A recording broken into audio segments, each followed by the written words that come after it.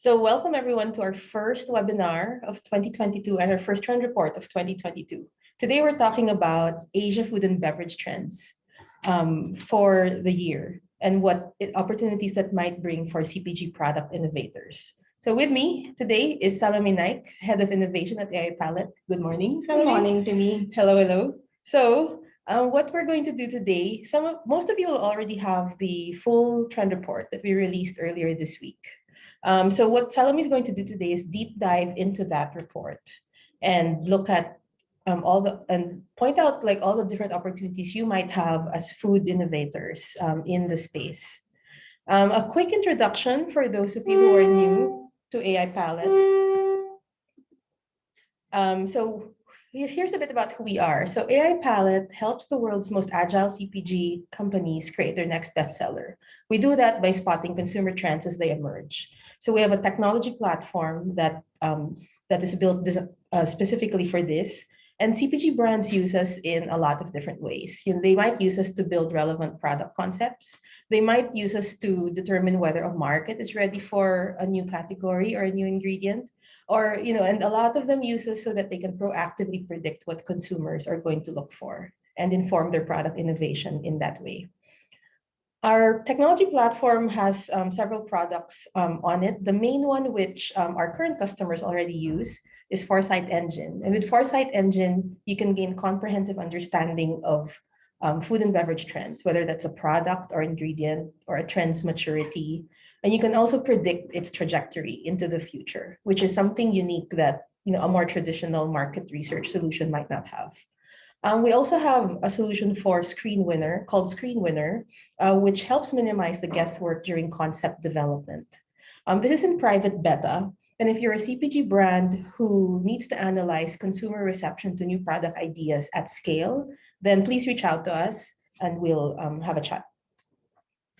Okay, so on to the trends. So in Asia, coming into the third year of the pandemic, it's been very clear that health has been very core to all the trends that are coming up, right? So today we'll talk about 4 of them. We'll talk about immunity. We'll talk about wellness in mind and body. We'll talk about plant-based and its continued interest in the region. And then we'll also talk about convenience as a new ingredient. So without further ado, here's Salome. Thanks for that, Timmy. And thank you to everyone joining us today. Essentially, what we've done for this report is that we've looked at data across 5 key markets in the Asia-Pacific region. The markets we'll touch upon today are China, Japan, Thailand, Indonesia, and India, and overall, which account for about 40% of the world's population today. To highlight the trends that we've picked out to share with you today, we studied over 4,000 trends across these 5 markets, which really accounted for about 7 billion data points across a variety of categories like beverages, snacks, dairy, and ready to eat. And of course, a core part of our platform is that we analyze the data in the native language. So for today's report, we're using the platform's ability to analyze 5 different languages, namely Mandarin, Japanese, English, Bahasa Indonesia, and Thai. To touch upon a little bit about the data sources that went into this analysis. So essentially at AI Palette, what we do is that we spot and predict trends based on a variety of different data sources which help you understand holistically what is happening across the entire food data landscape. When we look at the data sources, they essentially fall into 3 main buckets. Firstly, we look at consumer engagement online. So that's across social media and search engine data. And essentially, as you can imagine, the popular social media and search engine platforms for a market like China look completely different as compared to the data that we've analyzed for a market like India or Indonesia. The second bucket that we've taken into account today is of menus and recipes. So the objective here is really to see what innovations are happening both on premise and also what home chefs are experimenting with in the comfort of their own homes. And we do this by collecting recipes from community-driven crowdsourced recipe websites. And then finally, we also look at product listings and reviews from the likes of e-commerce, as well as restaurant aggregators and menu aggregators across these different markets. So without further ado, let's get into the first trend that we are going to talk about today. Essentially, one point I'd like to point out is that what we've done is that we've looked at trends which have either really accelerated in the past year, or alternatively, those which have really reached an inflection point in 2021. And we expect and predict that that trajectory will continue into the future because they're tapping into really core consumer behaviors and needs. The first pillar that we want to walk you through is how consumers are essentially incorporating traditional ingredients into their day-to-day diets. So for all the markets that we studied across Asia, consumers have long really relied on traditional ingredients and home remedies to stay healthy. But what the data really shows is that this is a trend which has accelerated further in 2021, and where consumers are, really relying even more. Their belief in the tried, tested, and true recipes and ingredients has gone up even more. And what that essentially translates to is that they're relying on these traditional ingredients to strengthen organ function, whether that is on one hand to boost immunity, on the other hand to boost their gut health and the health of the gut bacteria. So what we'll do next is that we'll touch upon of how these consumer goals are really translating to different product categories in market. But overall, I want to share one thing that it's essentially resulting in more products like kombucha or ingredients like natto, which are making their presence felt even more on retail shelves at a much faster pace. Let's first look at an example from the Japan market. Now, what we've seen in the Japan market is that it's a very vibrant market where trends tend to move at a much faster pace as compared to a lot of the other markets in Asia. And of course, fermented foods are a staple in the diet of the Japanese consumer. But what we're really seeing is that there is a surge in interest in fermented snacks. So, for example, it's shown consistent growth over the past 4 years of about 11%, and showed about 9 million digital engagement data points in 2020 alone. And that's really, that association that consumers have with fermented snacks and how it helps better their gut health and boost immunity is essentially translating to an increased popularity for a variety of different flavors. That's a combination of more mature flavors like miso, which of course already continues to be popular. But then what we're seeing is that miso is being launched in more innovative and different formats, and that's really what's driving the growth, even though it has a significant consumer engagement base of 45 million data points. On the other hand, more emerging trends like kuzomuchi, which is basically a cake made out of fermented wheat, is also being driven by this growing awareness of gut health. These are a few verbatims from the data that we've analyzed, just to give you a flavor in terms of what the data really shows. So for example, in this case, this consumer is talking about how this miso bowl it not only helps in keeping the intestinal environment healthy, but it's also it's almost like a medicinal food takeout lunchbox. When we look at traditional ingredients, let's next look at the China market. Now, in the China market, of course, there has always been a very close relation between food and health. So consumers rely on food, whether it is to reduce heatiness on one hand, or alternatively to enhance their lung capacity, for example. So that's always been a very key integral tenet to Chinese cuisine. But what we're really seeing is that that's even more true in the case of digestive and intestinal health.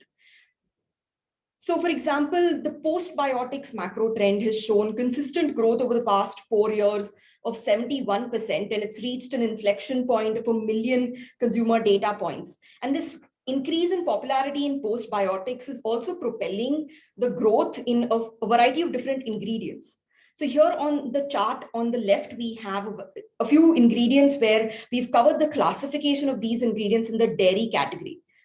So we see that these ingredients have a close association with postbiotics, and ingredients like oat milk, cottage cheese, and even prunes incorporated in dairy products are really growing significantly over the past year.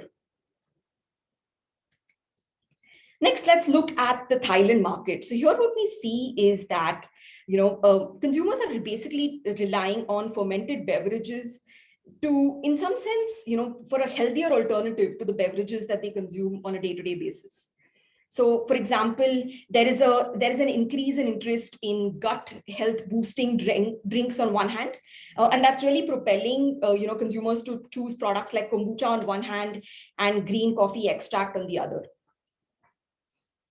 What we're really seeing is that it essentially ties back to the fact that the Thai consumer has always been very conscious of weight loss. So on one hand, the consumers who are basically relying on these fermented drinks are not only those who are looking to lose weight, but also those who have bought into or who are on a detoxification diet.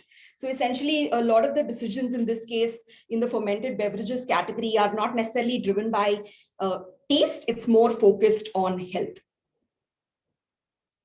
Let's next switch gears and look at immunity and see how traditional ingredients are being used to boost immunity even 2 years into the pandemic. So firstly, taking an example from the Japan market, here what we see is that, it's really leading to the popularity of fermented snacks and ingredients like natto. And the Japanese consumers believe that not only is it strong in supporting and boosting immunity, it's also helpful in reducing lifestyle diseases like cardiac diseases because it's known to be rich in vitamin K2. So that's really what is driving natto to be more and more incorporated in different kinds of snacks, whether that's natto rolls or bowls, which have both shown significant growth over the past 4 years. This is an example from the Uber Eats website in Japan, just to give you a sense in terms of what we are talking about here. Next, coming to the India market. So in India, when we see there is a strong reliance on Ayurveda, whether that is in the use of spices, herbs, roots, and even fruits to boost immunity. But what we're really seeing is that there is a surge in interest. There's a continued surge in interest in these Ayurvedic ingredients like turmeric, ashwagandha, and even Indian gooseberry or amla. And what the data really shows is that not only has it shown consistent growth over the past 4 years, it's also increased in the past year alone, which really goes to show a broader shift which is happening, especially as COVID-19 becomes more endemic. So that, and as a result of that, more and more of these traditional herbs are now showing up in products on more modern retail channels like e-commerce, for example. With that, we come to the end of our first pillar. And what we'll do next is go into our second pillar, which is essentially how consumers are turning to, really food and beverages to not only look for wellness in body, but also in mind. So really what we see is that some of the key consumer goals is that they're turning to food, not only in the case of physical health, but also in the case of mental well-being, as well as long-term health and aging. So what is really happening is that because of these consumer goals, essentially consumers are being more choiceful in the decisions that they're making, when deciding what to consume. So what we'll do next is go into a few of these goals and dig deeper to see how they're playing out in the 3 markets. So firstly, taking an example from, essentially what we see across all the markets that we've studied is that consumers are really buying into this adage that less is more. And that's unfolding across a variety of different categories in the markets that we studied. Taking an example of low sugar as a health benefit. So in China, of course, the move towards alternate sugars or low sugar foods actually started about a decade ago. And that continues to grow in consumer interest over the past 4 years consistently. Even in a market like Indonesia, we see that there is significant consumer interest in low sugar drinks. But then what we see in the data in Indonesia is that consumers are really unwilling to compromise on taste. So while they want the health benefits of low sugar beverages, they're absolutely, taste is also a very important and paramount criteria when they're deciding what beverages to consume. Sticking with the Indonesia market, what we also see is that in a market where rice-based and wheat-based snacks are very popular, more and more consumers are looking for snacks which are low in carbohydrates. So just to point out, the engagement numbers that I've been talking about are represented in graphs on the left. On the top, we have a graph showing the engagement for low sugar in China beverages. And at the bottom, we have the consistent growth, for the same health benefit in the Indonesia beverages category. Digging a little bit deeper into this, what we see is that in a market like Japan, there is more and more consumer interest in low-calorie snacks, as the graph on top with the line in orange shows. And in India, what is happening is that is resulting in more and more consumers looking for benefits like snacks which are baked and not necessarily fried. Finally, touching upon the Thailand market in this less is more pillar that we're talking about. So here what we see is that, of course, the consumer in Thailand has always been weight conscious, as we saw. But what we're essentially seeing is that, that there has been a significant surge in low-fat snacks. And, there was a spike in data in April 2020, which can really be tied back to the change in lifestyle because of the lockdown. So that's what the graph here in green shows.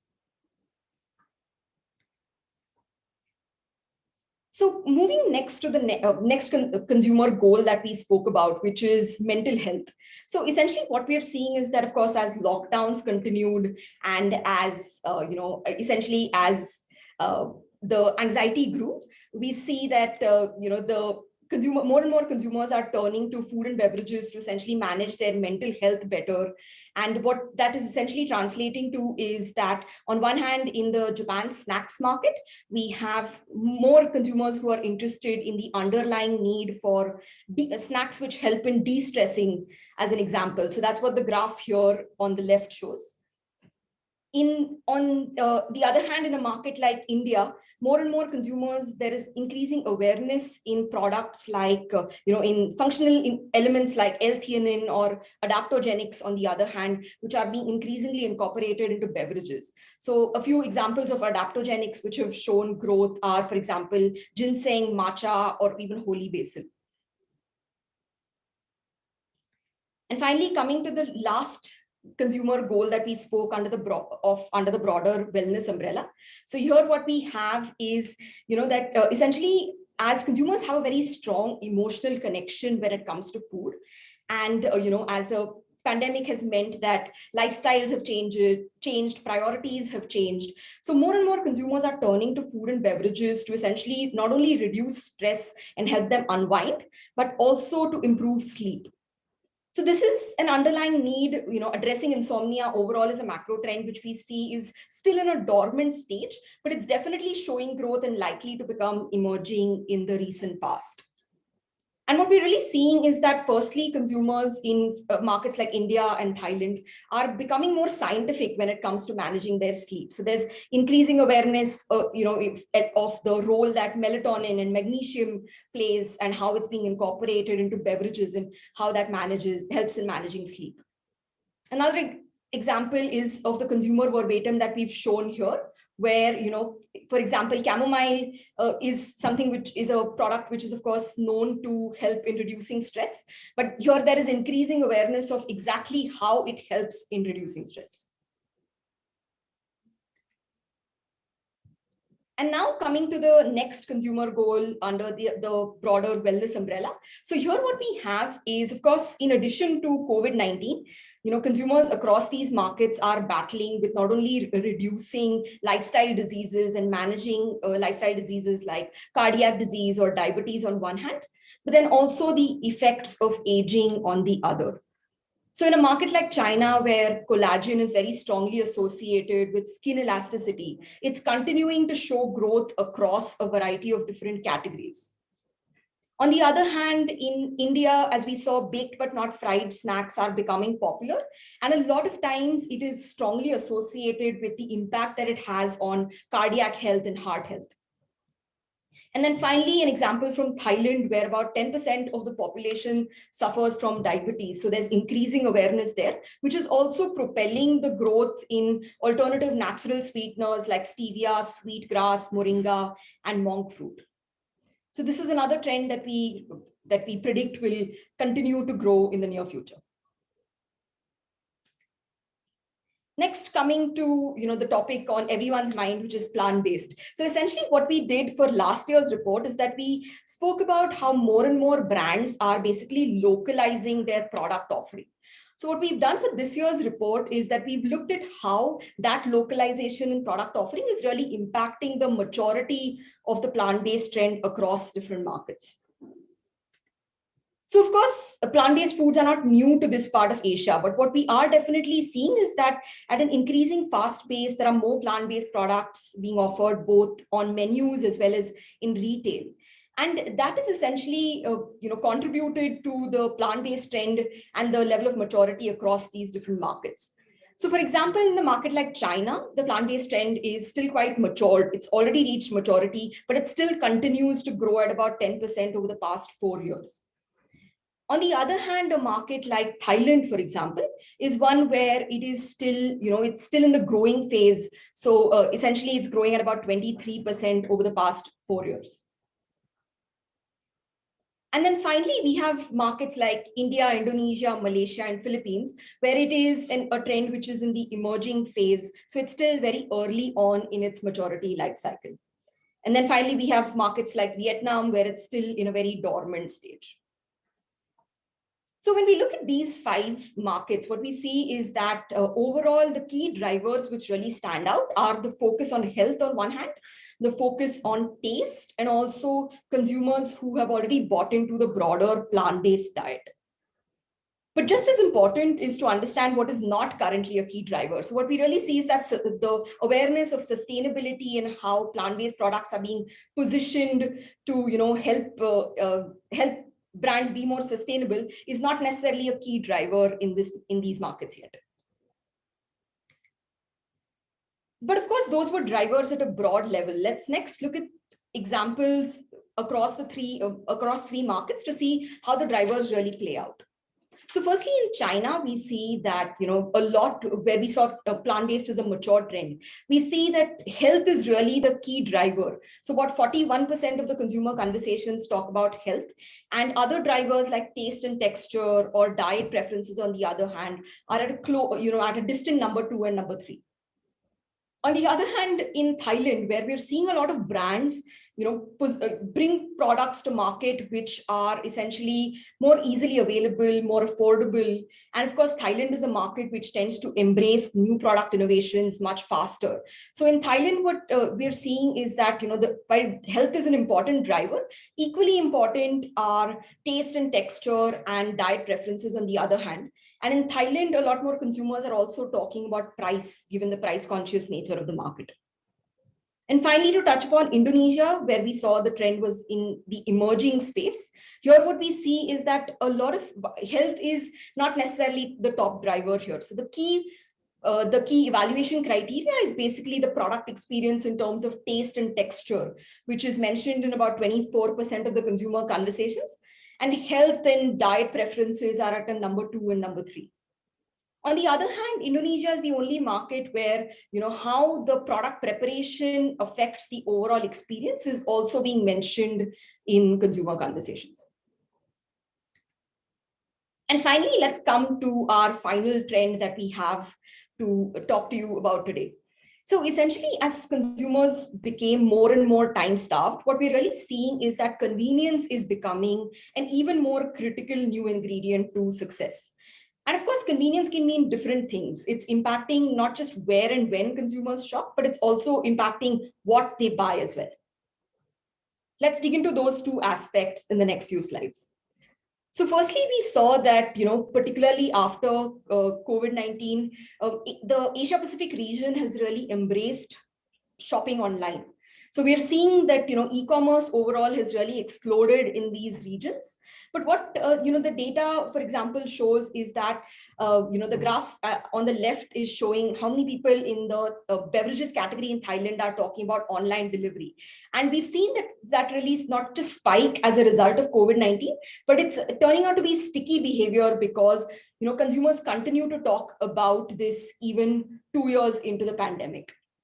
So what we're essentially seeing is that, e-commerce and the shift towards e-commerce is probably sticky based on the data so far. And as I mentioned, convenience also translates into what consumers are buying as well. So essentially, in a market like Indonesia, more and more consumers are buying ready-to-eat products, which are more easy and convenient to make. And this is likely to continue not just as people return to work, but then also as healthier alternatives are available in the ready-to-eat category. And finally, in a market like India, what we see is that COVID-19 really inspired an entire generation of amateur cooks.